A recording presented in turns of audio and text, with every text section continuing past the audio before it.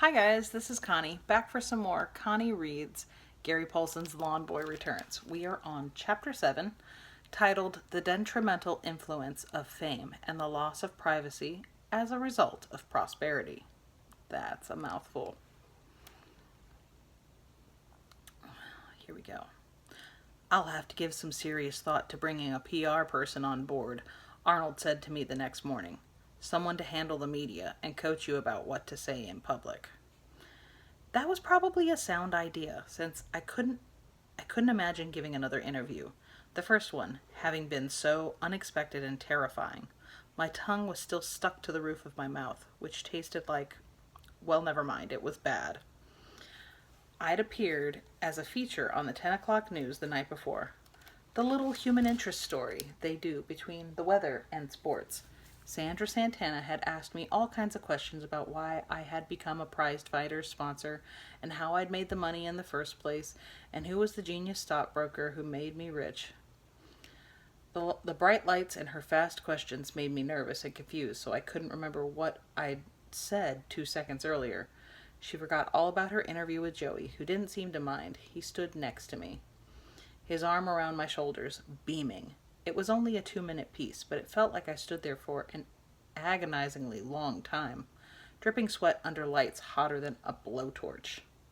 Grandma and I woke up the next morning to a bunch of neighbors on the front lawn taking pictures of our house.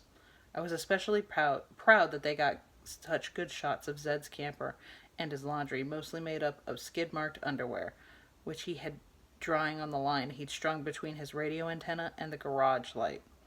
Luckily, Zed slept through the excitement, so they didn't get a picture of him in his tighty-whities and bedhead. And there was also a bunch of girls about my age who wanted my autograph. I like girls, but I can't talk to them. Not a word. Turns out you don't have to talk when you sign autographs, and they smile and are nice to you anyway. Sweet! By 9:47 that morning, Arnold had received numerous calls about me.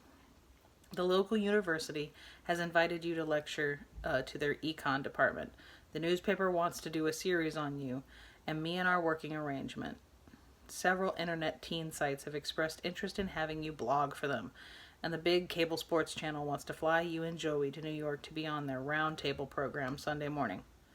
I don't know about any of that. I mean, what to do. Wait, there's more. He studied a fistful of messages. Real good. I was so hoping there would be more. More was what I was lacking in my life. I needed to get more around here. I started to get dizzy. We've also gotten an offer from a national lawn fertilizer company for you to endorse their new organic mix. Who knew all poop wasn't organic? They have plastic cows? And a swimming pool company wants to pay you to use your picture on their trucks because of the high-quality pool cleaning you're known for. A licensing company wants to be the official supplier of Lawn Boy t-shirts, lunchboxes, thermoses, caps, water bottles, sunglasses, sunscreen, lawn bags, gardening tools, and, for some reason, giant foam fingers. Oh yeah. Can you run outside when we're done talking here and sign autographs for those girls sitting on the curb waiting for you with their autograph books? They've been here since I woke up. I sent Kenny and Alan out to deal with them when they arrived this morning, but I think the girls are waiting for you. I peeked out Arnold's window. This latest batch of girls were cute, maybe even cuter than the girls in my front yard. Kenny was spinning his basketball on his finger as he talked to 3 or 4 of them. Alan and some curly-head girl were sitting on the curb sharing a book. Good. Kenny and Alan would make it way easier to face all those girls. I turned back to Arnold, who was still talking. We've also gotten a call from an entrepreneur in Texas who wants to talk to you about the possibility of opening nationwide franchises. What does that mean? Like what you set up here with Pasquale. You lend your name to the company and they start up subdivisions of lawn care, shrub trimming, pool cleaning, sidewalk edging, and lawn cleaning services from which you receive royalties and other fees. Arnold, I don't feel so well. But this is groovy. Capitalism plus publicity equals monster commerce. And that's a good thing? That's a far-out trippy thing. He waved his whole body back and forth in place, like a round little willow tree bending in a gentle breeze. It makes the world, move. The world wasn't the only thing moving. My dizziness was getting worse. And not only was Arnold waving, but there were two. No, wait, three of him. I knew that the only thing that would settle me down was to do a few lawns.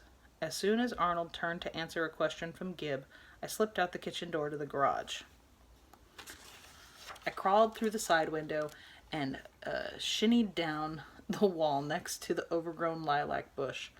I squatted in the branches and texted Pasquale, "Need to work. Give me an address."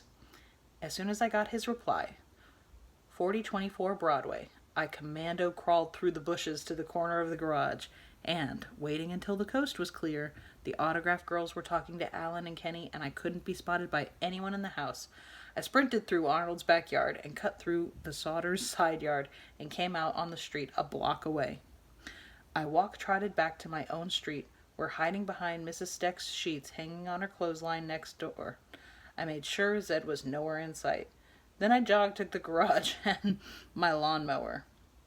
While sitting on my mower, I did some deep breathing exercises we'd learned in gym class, until the panicky dread in my gut had subsided a little.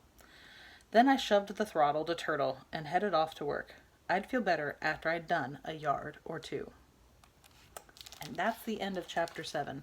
Be careful with that and enjoy. Please and thank you, and I will see you for the next chapter installment. Have a great one.